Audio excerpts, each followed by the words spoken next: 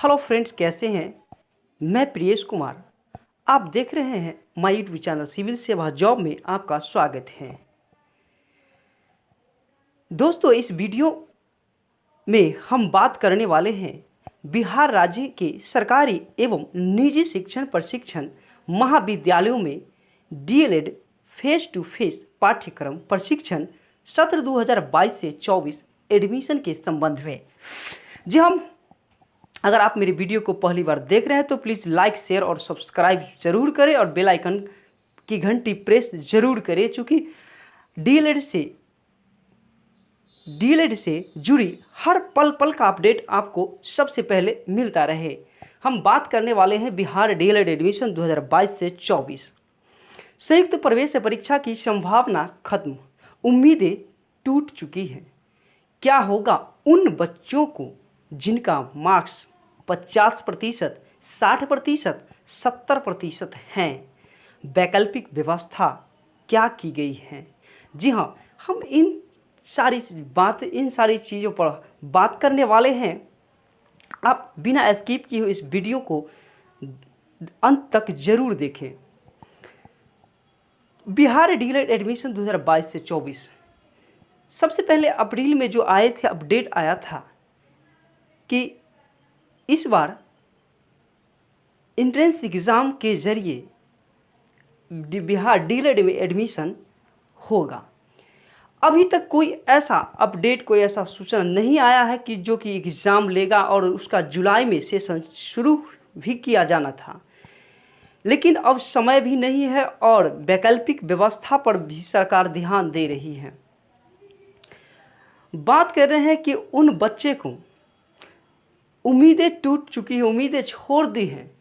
जो बच्चे सोच रहे थे, पूरा अंदर से एकदम खुश था कि इस बार एंट्रेंस एग्ज़ाम देंगे और सरकारी कॉलेजों में एडमिशन हो जाएगी और हम कम पैसे में डीएलएड कर लेंगे। क्योंकि यहाँ बात है कि कुछ ऐसे बच्चे हैं जो अमीर हैं, जो पैसे वाले हैं, उनके लिए 1.5 लाख, 2 लाख, 2.5 लाख कुछ नहीं है। लेकिन उन बच्चे को, उन विद्यार्थियों की तरफ देखिए जिनका बेस बहुत ही कमज़ोर है, आर्थिक स्थिति बिल्कुल खराब है। वो उम्मीद लगाए बैठे था कि इस बार एंट्रेंस एग्ज़ाम देंगे और कम पैसे में, चूँकि उनके पास उतना आमदनी नहीं है, उनके पापा, उनके परिवार का स्थिति सही नहीं है। वो उम्मीद लगाए बैठा था कि इस बार डीएलएड एंट्रेंस एग्ज़ाम दे करके मैं एडमिशन कराऊंगा गवर्नमेंट कॉलेज में और कम पैसे में मेरा डीएलएड क्लियर हो जाएगा। लेकिन ऐसा कुछ नहीं हुआ। एक तो 3 साल बाद ये डीएलएड में एंट्रेंस एग्ज़ाम की चर्चा तो 2020 से ही हो रही है, लेकिन इस बार लग रहा था कि नहीं, इस बार एंट्रेंस एग्ज़ाम होगी। लेकिन ये सरकार को क्या हो गया समझ में नहीं आ रहा है। हाल फिलहाल में जो अपडेट आया था उसमें यही बताया जा रहा है कि निर्देशक डॉक्टर विनोद आनंद झा ने सभी प्राचार्य से कहा कि नामांकन के संबंध में इसकी प्रक्रिया के लिए बिहार विद्यालय परीक्षा समिति से अनुरोध किया गया है। अगर बीएसईबी द्वारा संयुक्त प्रवेश परीक्षा का आयोजन नहीं किया जाएगा तो निदेशालय आपकी सहायता से इसे पूर्ण करेगा। इसलिए नामांकन हेतु वैकल्पिक व्यवस्था करके रखें। यहाँ क्लियर कह दिया है कि एग्ज़ाम, अगर एंट्रेंस एग्ज़ाम नहीं होता है तो वैकल्पिक व्यवस्था क्या है, तो वही वैकल्पिक व्यवस्था है जो पहले था। और उसमें जो बच्चे, जिन विद्यार्थियों का 50% मार्क्स हैं, 60% मार्क्स है, 70% मार्क्स है, क्या उनका एडमिशन ऐसे वैकल्पिक व्यवस्था के तहत हो सकती है? नहीं हो सकती है, क्योंकि एक जरिया था एंट्रेंस एग्ज़ाम। अगर एंट्रेंस एग्ज़ाम होता तो जिनका 50% ही मार्क्स था, 60%, 70%, वो आसानी से सरकारी गवर्नमेंट कॉलेज में एडमिशन लेकर कम पैसे से डीएलएड कर सकते थे।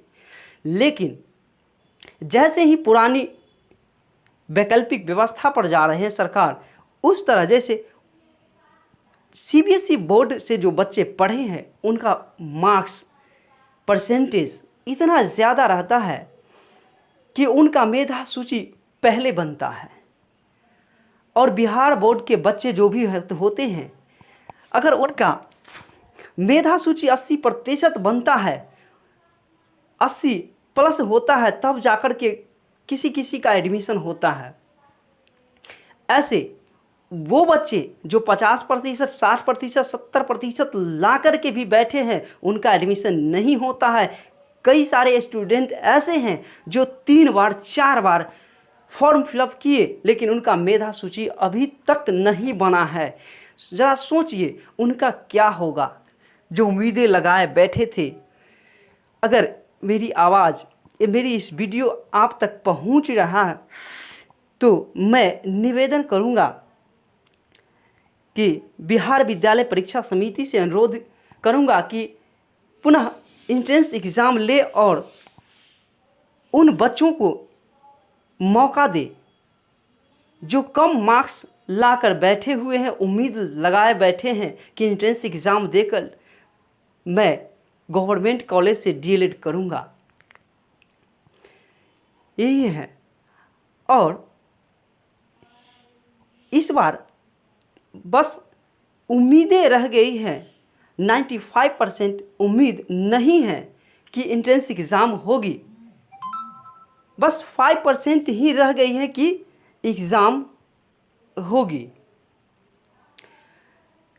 आपको क्या लगता है? आप कमेंट करें, कमेंट में बताएं कि आपको क्या लगता है कि ये सारी चीज़ संभव है। जो भी आपके मन में सवाल है वो सवाल आप कमेंट कीजिए, उन सवालों का जवाब आपको मिल जाएगा। तो बस आज के इस वीडियो में इतना ही। फिर मिलते हैं नेक्स्ट वीडियो के लिए, तब तक दीजिए इजाज़त। Thank you.